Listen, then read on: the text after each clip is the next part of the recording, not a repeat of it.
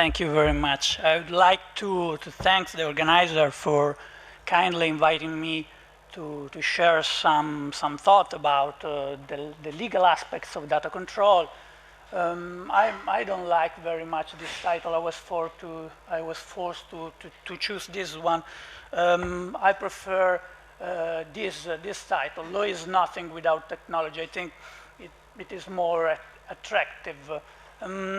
In reality, yesterday my girlfriend told me that there's nothing interesting to be said in relationship with data protection issues. She is very supportive and when she wants to be.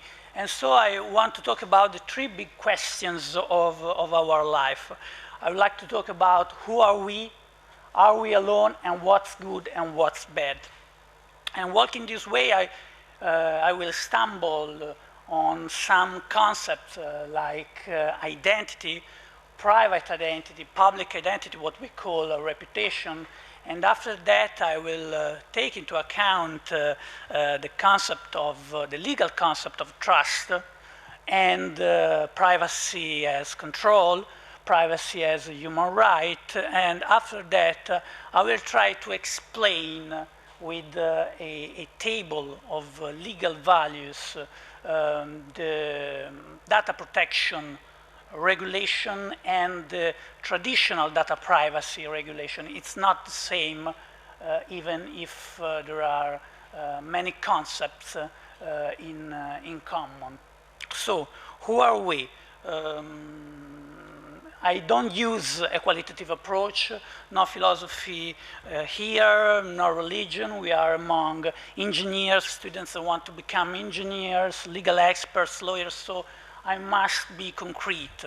I will start from a definition of identity, assuming that identity is a set of attributes, where every attribute is a personally identifiable information or a personal data, depending on what you prefer to use, the European terminology, personal data, or the American terminology, personally identifiable information.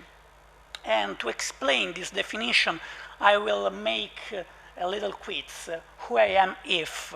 I will give you some clues, and then you have to guess right who is the person, who is the man behind the mask. So, who am I if I'm American? I was born on the 6th of May, 1961 in Lexington, Kentucky. I'm a political liberal. I'm a social activist. I was married with Miss Talia Balsam and I got divorced. And now my girlfriend, my fiancée is an Italian girl. Is Googling allowed? Because people... There's just one sensitive information from which you can. But these are other clues. I'm an actor. I played an ER pediatrician in Chicago Hospital and I was the Batman. So I think that now you have the answer. He is George Clooney. So, personally identifiable information or personal data are any information relating to an identified or identifiable natural person, the data subject using a legal terminology. And identity is just a set of attributes leading to a certain person. And what I have to underline is that we have a private identity and a public identity. And what we call reputation is just a public identity, is just a set of attributes that we can link to a certain person. And I'm not just thinking about the identity of an Hollywood star, I'm thinking about your identity. I'm thinking about your hometown, I'm thinking about your street, I'm thinking about your job, your colleagues, your family, your lover, your wishes, your fantasies, and everything could be your public identity or your private identity. It depends on the control that you have on this information, on this personal data. So I have to underline three main aspects related to identity. First of all, identity is a concept that depends on context. Many contexts mean many identities. When I go to the airport, what it matters is my traveler's identity, is my passport, is my photo. When I go to the court, as I'm a lawyer, I use my professional identity. When I go to the bank takes care of my financial identity, my profile as a client. And so I would like to emphasize the concept of partial identities that was developed by a German professor, Andreas Weizmann, that reminds us that we have a lot of partial identities, and the not linkable partial identities are a part of our of the protection of our identity. Second concept, the concept of identity has changed over the years. 1 century ago, we disclosed a small amount of information in a small community to a certain number of persons in a forgetful society. But nowadays, we are sharing a huge amount of information to an uncertain number of persons in a globalized community, in a society that has very good memory. And private and public databases are the memory of our society. Third concept, identity is a growing entity. 1 century ago, identity was like a wave in the sea, flat at the beginning of our life, then taller, and after that, at the end of our life, flat again. We have to manage just with a peak of traces that we lived during our life, but then our identity fades away.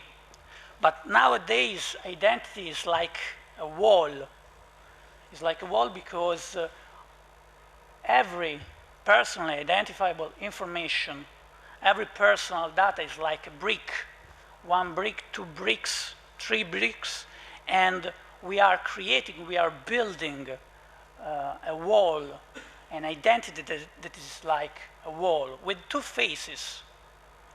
A face visible to the others, our public identity, our reputation, and a face that it is not visible to others, our private identity. The important thing I want to underline is that our public identity does not decrease. And now, for the first time in history, we have to consider a lifelong public identity, a lifelong reputation management. And the important thing in a 2.0 context, in a Web 2.0 context, is that you are your public identity manager, because you can decide what are you doing on the internet, your posts, your photos, your social network profiles. So this is the first thing I want to underline, the concept of identity and the distinction between a private identity and a public identity. This point leads me to the second question: are we alone? And in this case, the answer is very easy and very simple. The answer is no. When we go through the street, we are under the eye of the video cameras. When we use the internet, we stand with many internet service providers. When we go to a bank, the bank store, and collect our financial interactions. So the real question is, do we have an alternative? And I have no an answer to this question. I'm just using an economic approach, and I can say that the external costs of being alone are very high and they are increasing. You don't want to be shot by video cameras, stay home. You don't want to use the email, you can get the job. You don't want to use the credit card. You have to go around with your pocket full of cash as a drug dealer. So we have no alternative to a relationship with many data holders. And this is the key point of my speech, the relationship between a data subject with many partial identities and many data holders. We can see a picture in a frame, and this frame, from my point of view, is the frame of trust. Trust from a legal perspective, as the relationship between a data subject, the physical person to whom data relates, and a data holder. I voluntarily don't use the legal terminology of data controller or data processor. In my view, data holder is just the legal person or the physical person that has the availability of the data and wants to use them. So trust as a legal concept. What is very important is that any breach of trust should be severely punished, and this is one key point, one problematic issue in a transnational context. And from a data protection law perspective, what does trust mean? It means just two things, two basic things: data subject control on the one hand, and on the other hand, data holder transparency.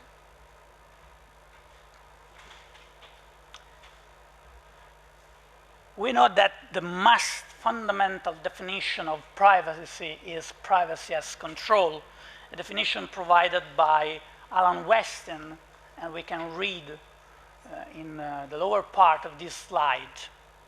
Privacy as control means that a data subject should have the possibility, the opportunity to keep private what he considers private and get public what he considers public.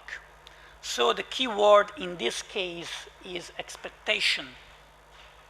The key word is the control of the data subject on his private and public identity.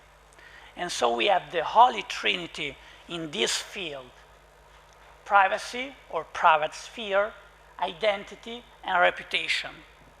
And the link is between public identity, reputation, privacy as control over our public identity, and obviously privacy as control over our private identity. But as I said, the big issue today is the problem of data sharing, is the problem of relationship between a data subject and another subject, the data holder.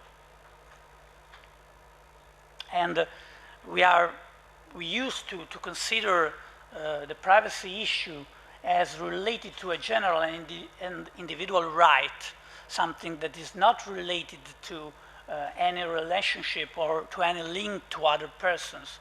But nowadays, as I'm trying to explain, we are not alone, and we have to manage a different concept of privacy. And so I think that there are two main aspects of what we call privacy. We have to distinguish a privacy that is just a matter of control, and a privacy that is a matter of control and transparency. Assuming that Lenin is control, Trotsky is transparency.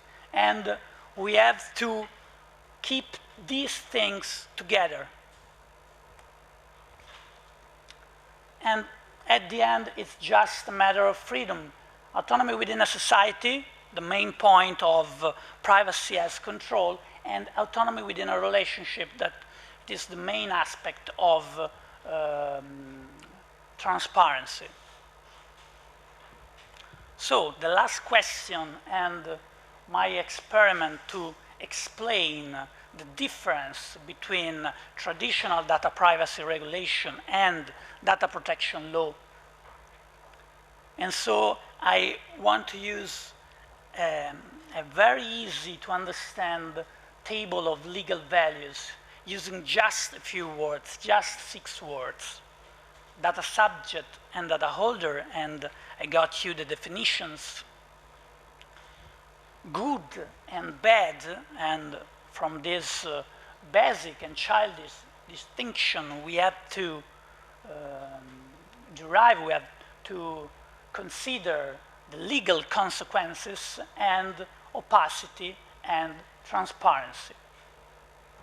So from a legal perspective, I think that what is good is a certain degree of opacity for a data subject, opacity related to some aspects of our life, and I'm trying to explain more in detail in which aspects, and transparency for the data holder, transparency of his identity, transparency of his purposes, transparency of the data recipients of a certain data processing.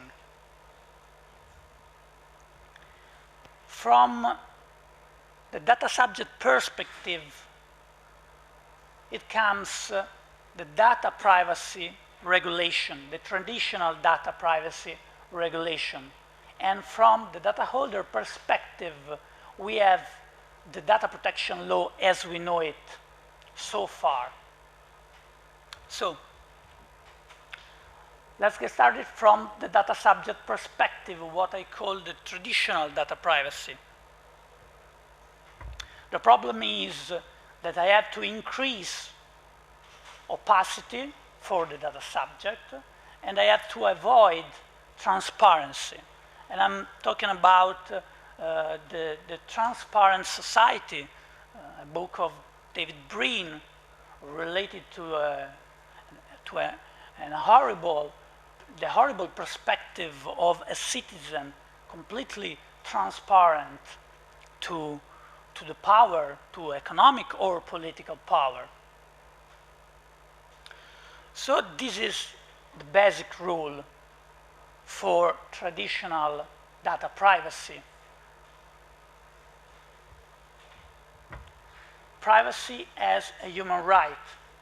Privacy as we know in the Human Declaration and other human treaties. And the key word in this slide is arbitrariness, because in this case we have the relationship between a data subject and a political power. This is the more common case.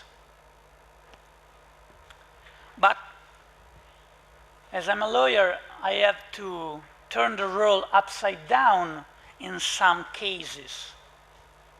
And under some circumstances, the rule is just the opposite. From a legal perspective, from a social perspective, it is good to have transparency for the data subject, and it is very bad to have opacity on some aspects of his life. What are these circumstances? I'm talking about the interest in investigating crime. I'm talking about the freedom of speech, the freedom of the press, I'm talking about the transparency of the public administration. In just 2 words, I'm talking about what we call the public interest. And what is really problematic from this point of view is that, as you can easily imagine, these aspects are strictly related to political reasons, to political evaluations. And so it's really hard in a transnational world to have a common standard, a common set of rules related to these aspects. And it is too obvious to mention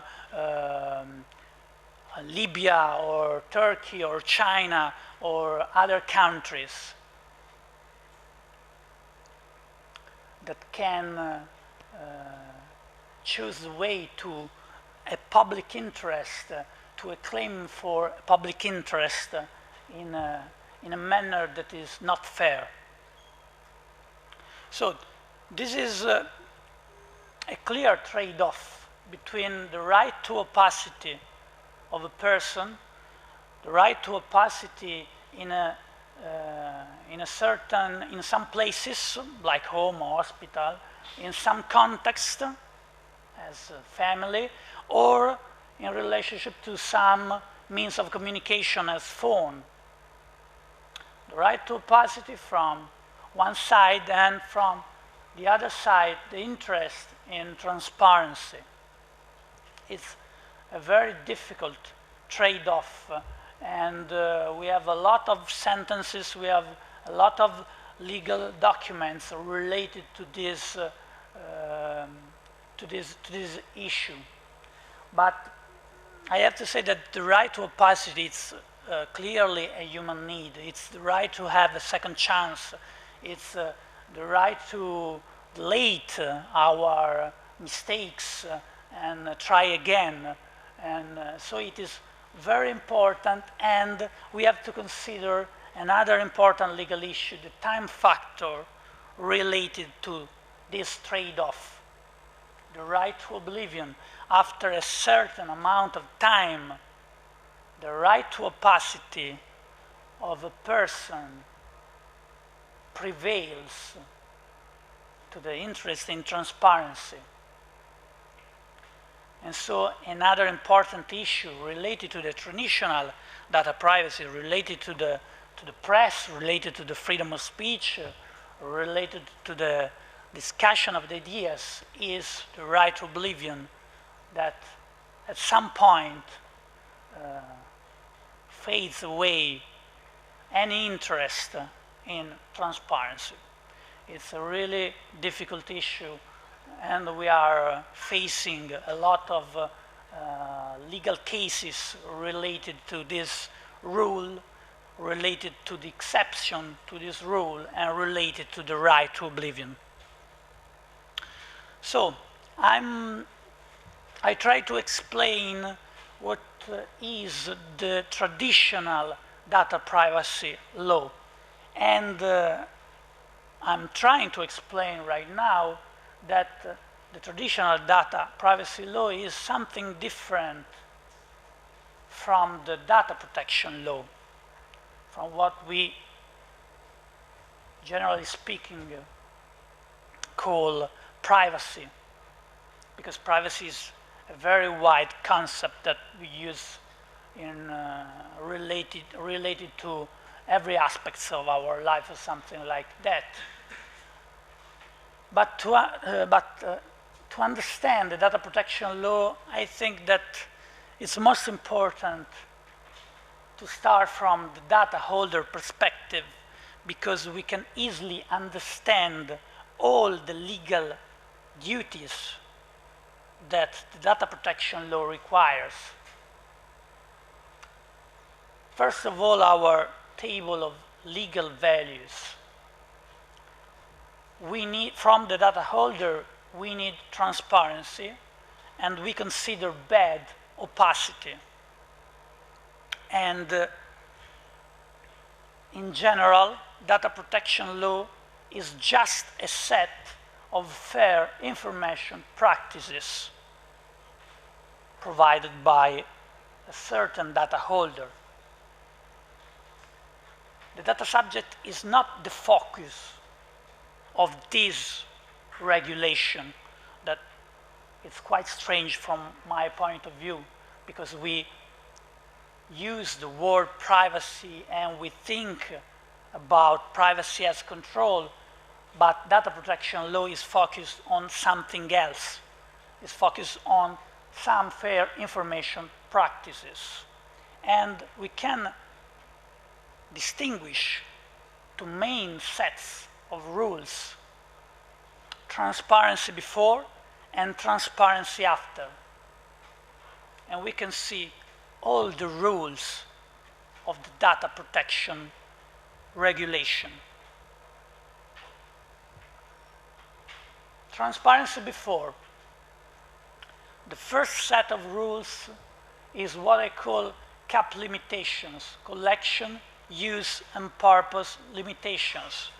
The data holder should establish a certain explicit purpose, and he has the right to collect and use only the data relevant in order to reach this purpose. This is like a boundary of the data processing. After that, the data holder must provide a complete notice to the data subject.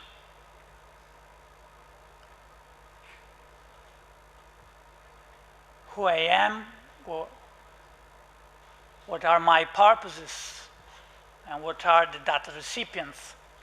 And the data subject has the right to choose the data processing activities of the data holder.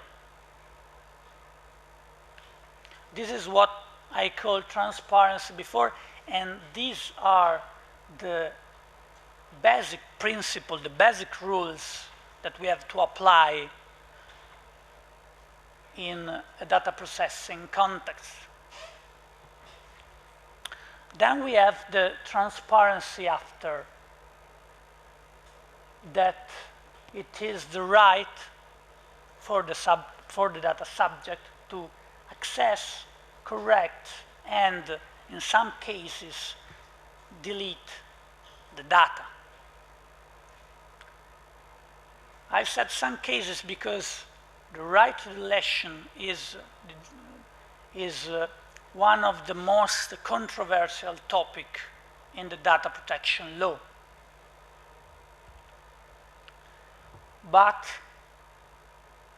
after that, even in the data protection law, the right to oblivion raises. And as you can easily understand, is one of the main topics, because transparency after means even the right to try to cancel, to delete all the data related to a certain person. So this is the set of rules related to data protection law. But there's a new frontier in this field, and this new frontier is related to technologies. This new frontier is related to technical solutions to privacy or data protection law concerns. And I'm talking about privacy enhancing technologies. Technologies that can provide an effective protection to some principle, as the CAP limitations, as the proportionality principle. And after privacy enhancing technologies, we have transparency enhancing technologies. And this is the most promising approach to the problem of data protection law. And we have a couple of cross-checks to this vision.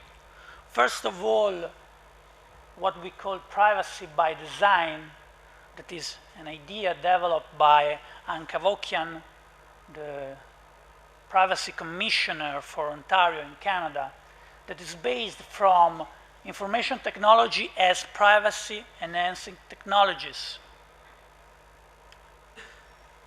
A technology that a user can use to obtain a protection related to his data. And accountable business practices, that is something as transparency-enhancing technology, something like what Brian Fitzpatrick has shown with the Data Liberation Front. Another cross-check is the Charter of Fundamental Rights of the European Union that has distinguished between an Article 7 related to the traditional data privacy and an Article 8 related to the data protection law. Article 7 is related to the right of selective opacity, to the right of conceal some aspects of our life, and it is always related to what I've said about shame, about intimacy, about control from private or public power, from big brother or little brothers.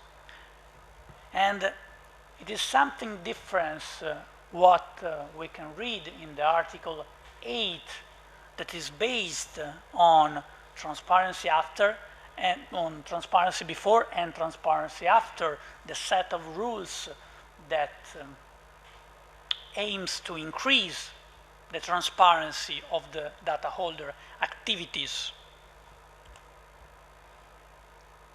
The last cross-check is related to what we call global privacy standard, the common set of rules that we can read in the Madrid Declaration of 2009, a common set of basic principles that we can use, that we could use on a transnational basis. The first four principles are proportionality, what I call cap limitations, purpose principle, as I try to explain, openness, that is notice, and legal basis for any data processing activities. And the main concept, the key word, is consent.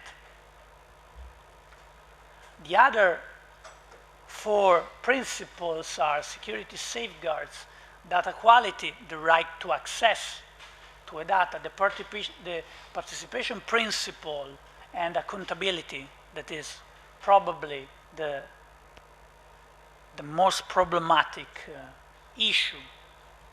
So, if the situation is so clear,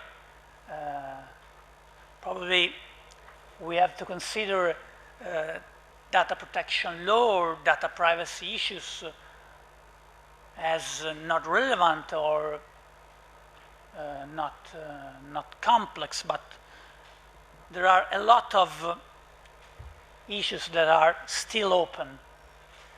And I make a short list of some problems,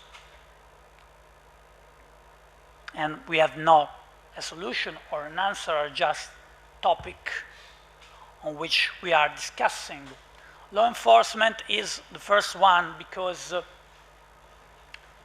the regulation should be on a transnational level, because many different regulation mean no regulation in an online context. So law enforcement is the issue. After that, conflict of laws, two different laws that we comply with, and a different concept, a problem of jurisdiction that is not the same problem of the law. Maybe in some cases a judge should be applied a different law, not a national law. Other problems, the effective notice that the data holder can provide, because no one reads the notice, and so some experiments related to different kind of notice, not written notice, for instance. Another big problem, the dependency between the data subject and the data holder, what I call the illusion of consent. In many cases, our consent is not a free consent. And so this is another important issue. I'm thinking about data processing in labor context. The consent that an employer can ask to an employee. It is quite clear that it's not a free consent, so this is another problem, an exception to the rule of the consent in some fields.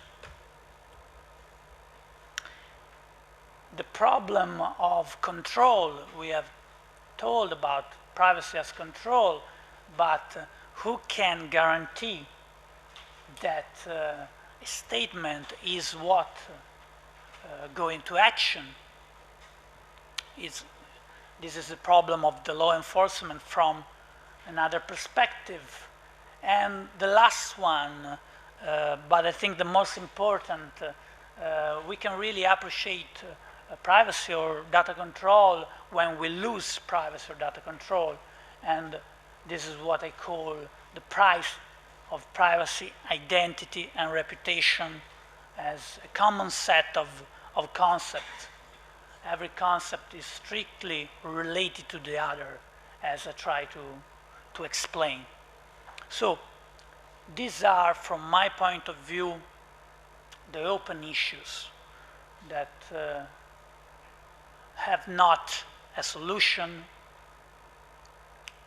and the main topics that we are talking about from a legal perspective in order to find some legal or some technological tool.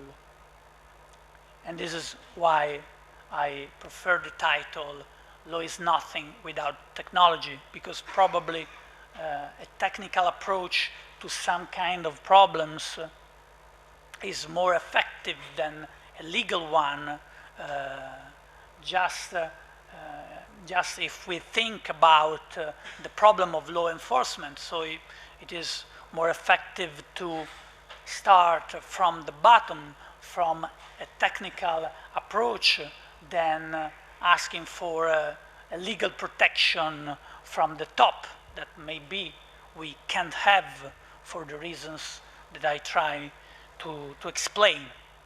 So my last slide is, okay, panic, because we have a lot of questions to address and a lot of work to do. Thank you for your attention.